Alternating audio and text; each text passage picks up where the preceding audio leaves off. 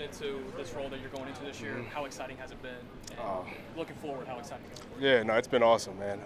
Obviously, with the change, just new ideas, new system, just the natural excitement there. But really, just to get the guys back, there's been a lot of energy for Zim coming in and learning from a guy with his experience, especially in the secondary. So it's been great from that standpoint. How do you think Zim can help your unit? I would say in the short period of time I've been around him, just harping on the details, right? Just making sure everybody's accountable. That way, the little things always come back into play. So just the better and tighten down we can get on those, I think that's where you'll see a good change right there. What is working with Zimmer been like in terms of his personality, the intensity, and everything that we've always kind of heard about? Yeah, no, it's awesome. I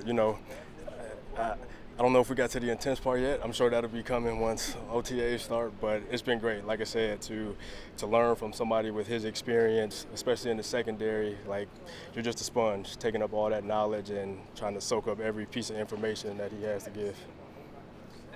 Defense being all complementary, all three levels working together, how do you kind of work with the other coaches, the other players, and kind of how does that influence your coaching? Yeah, I mean, it's all collaborative, right? Especially, communication is always big.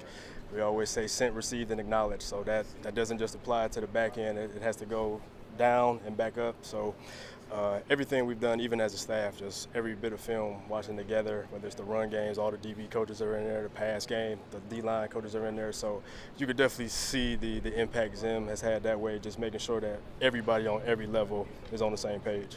For Trayvon and Duran, both of them are coming off similar campaigns in the last 20 years, and since then Trayvon went first team All-Pro and Duran as well. Is there a similar line of progression for both, or is it you have to take it in a case-by-case process? Yeah, I think it's case-by-case. I think, we've just been really fortunate to get two great guys there that are ultimate pros and really put the work in, but, no different than any other position or any other job at that point. It's just case-by-case, but like I said, we've just been very fortunate to have those two guys who have just really bought in and just took the coaching as it applied to them.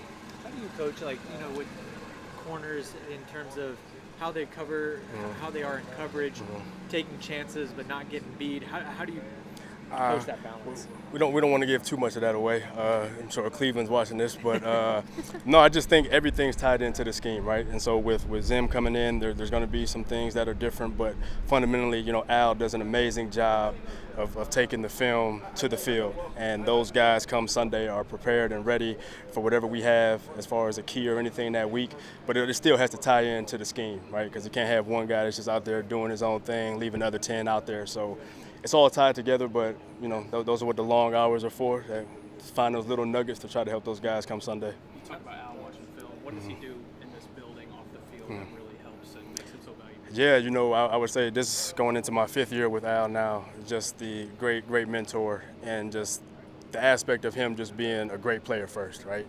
So I think 15 plus years at a high level, you can't replicate that at all. But just his ability to connect with the man first, and then the player, is kind of what my biggest takeaway has always been from him. It's just we get caught up sometimes in the business part. It is a business, we know that, but we're still humans at the end of the day. And just so that element of connecting to the person and then the player, I would say that's his biggest influence. You see Jordan Lewis and his veteran presence and the guy that he is. Just what does, even though he might be talent-wise, not to go like Trayvon and Duran, but what does he bring to the room and the leadership and all that? I mean, Jay Lou is the consummate pro.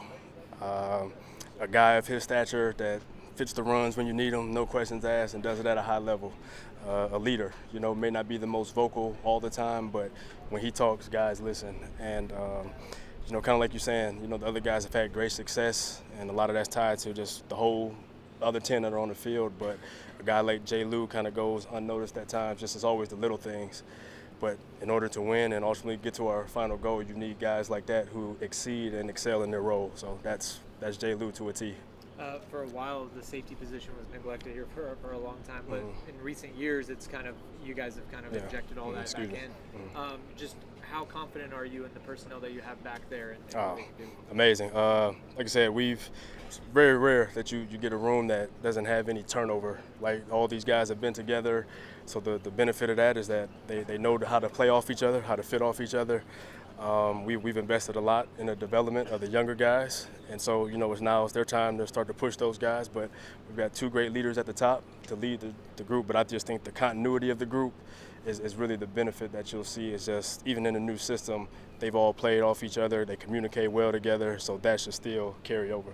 Where's Trayvon in the process of recovery and everything, and what are your expectations? Yeah, no expectations from me. That's definitely for Mike and the trainers to handle. But I would just say he's out here working hard, and I don't have any doubts that whenever he's ready, we're going to get the best Tray.